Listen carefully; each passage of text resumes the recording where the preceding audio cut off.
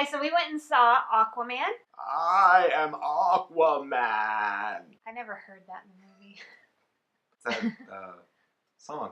I am Aquaman. It's Iron Man, though. But anyway, that's a whole other universe. And that's another story. I really enjoyed the movie overall.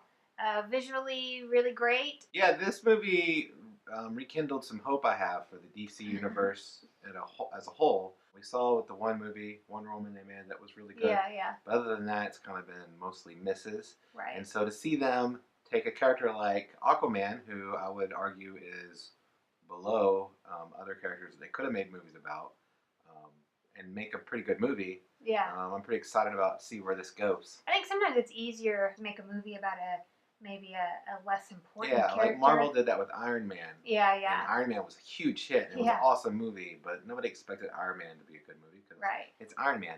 Kind of same thing here with Aquaman. Well, yeah, and you have nothing else to live up to. Yeah, they haven't made a Batman movie yet. It's really hard to live up to the Dark Knight trilogy. Yeah, it's like you were saying that it's the bar. For all superhero movies, that trilogy is the bar. And I don't see if you made a Batman movie, wow, it's really hard to live up to that. So I can almost see how it might be easier. Like with Aquaman, what'd you have to live up to? And they took Aquaman and then made him, different than what you might expect, I guess, from the comic book. He's like a cool biker, like hipster Aquaman. Yeah. I like it. It worked out well. I like the lead, Jason Momoa. I think he did a good job. Yeah. I like you're right, it was visually spectacular. Yeah. And I enjoyed watching the film. What do you say for the people? Go, wait, or skip? I was like, go see this movie.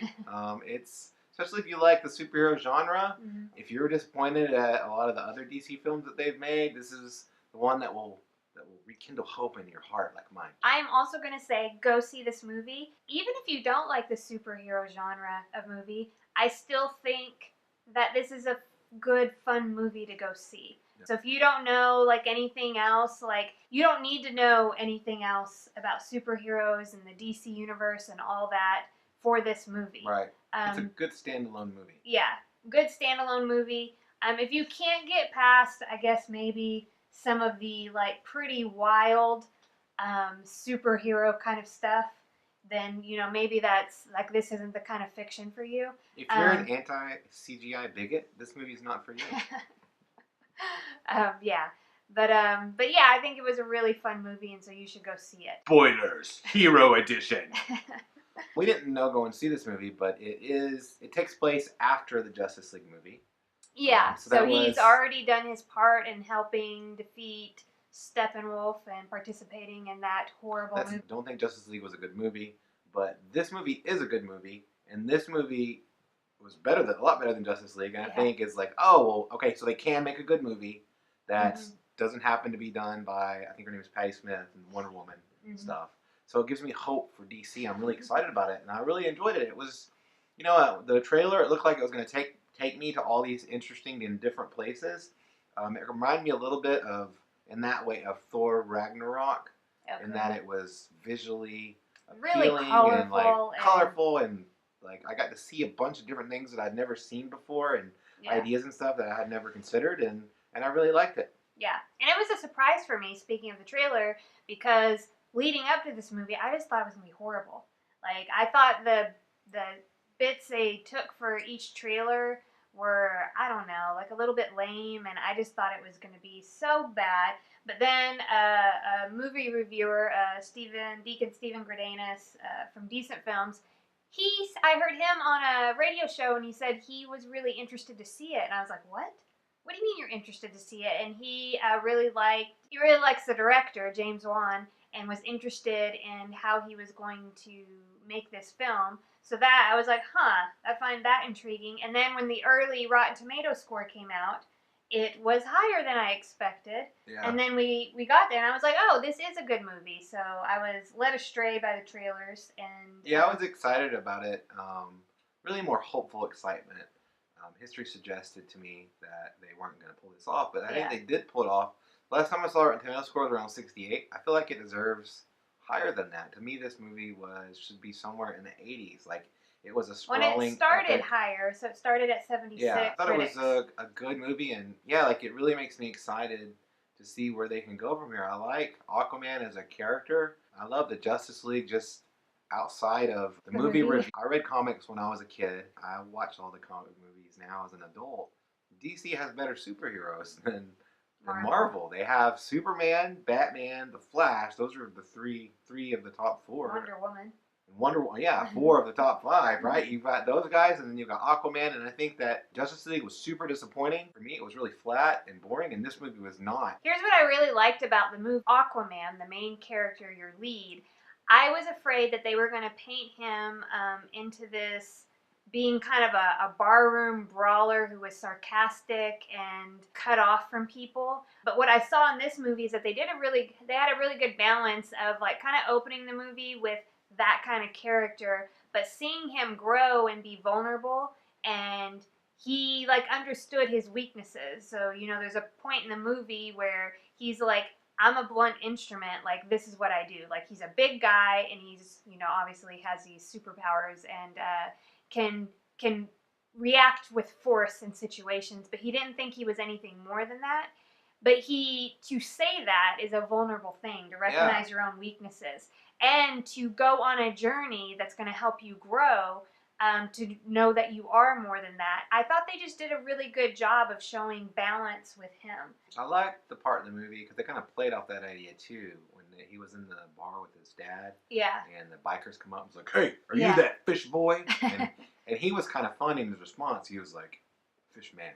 Yeah. And then it seemed like they were going to fight, and they were like, you know, they wanted to take a picture with them because like they were like, "Hey, you're really that guy." Cute. And then it showed like different pictures. Yeah, it just showed you like a series of pictures where at first he's like, "Don't touch me," and then like apparently the night went on and they had a really good time. So that's great, and really just that character was super likable. The woman that played Princess Mira, I think her name is Princess Mira. The redheaded female opposite in this movie. At first, I was like, she's just weird, and I didn't really like the character, but she also had growth, and I think by the end of the movie, you did kind of feel attachment to her. You could see how he would too, right? Like when she ate that rose, you know, and stuff like that. I still didn't get it, so that was a miss for me, was the how that character was written or how it was cast. I'm not sure which it was, but for me it was lacking some charisma and I wanted her to be lovable. If she's going to be the love interest, I want her to be lovable. And she had one scene in the movie where she was lovable, and that was it. Everybody's lovable. And it wasn't enough for me. I wanted her to be more, so I thought that character fell kind of flat. And then the other thing that fell flat for me was the story of his parents. It was first, more like Nicole Kidman was like, cast very well. Clearly, she is like built to be from Atlantis. And how about Jango Fett? Well, and then being in the movie. Yeah, like he's the opposite. His Aquaman's dad, the character human that played Jango Fett in the Star Wars prequels, and or the voice to all the clone troopers in the movies and in the cartoons. Yeah, was that guy, and I was like, it's that guy. To me, I just didn't get though their love. Like I didn't feel their love. Yeah. They told me it was there, and I'll take it. Like. Yeah, it was more like there just to move the plot along. Yeah, it was like that. So, but I didn't get why those two people fell in love with each other, because she risked like a ton of stuff to fall in love and do all this.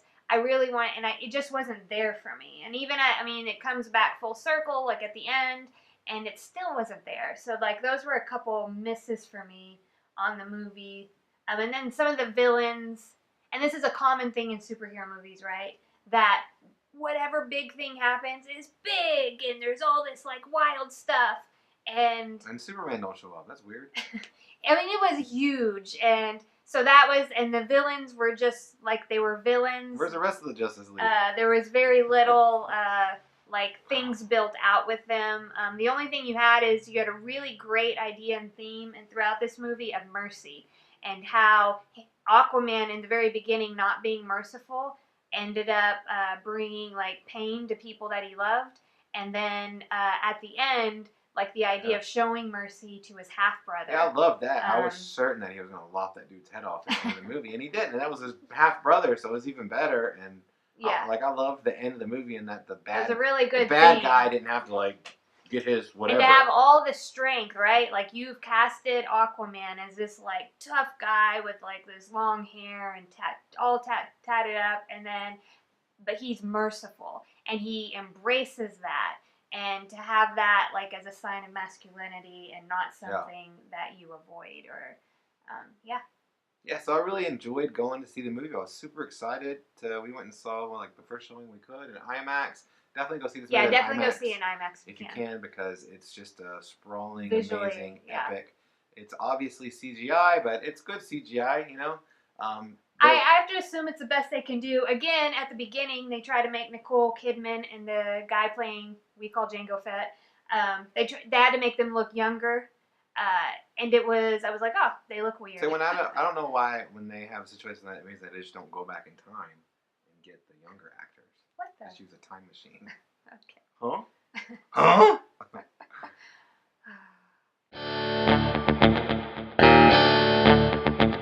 Jason Momoa? Oh, I didn't say it right. We're excited to see Shazam. Oh yeah, well, talk about another one-off that you can just do for fun. Another DC movie that looks like it's going to be pretty good. Now, what I'm hoping is not the opposite, because Aquaman trailers, I was like, not going to be good.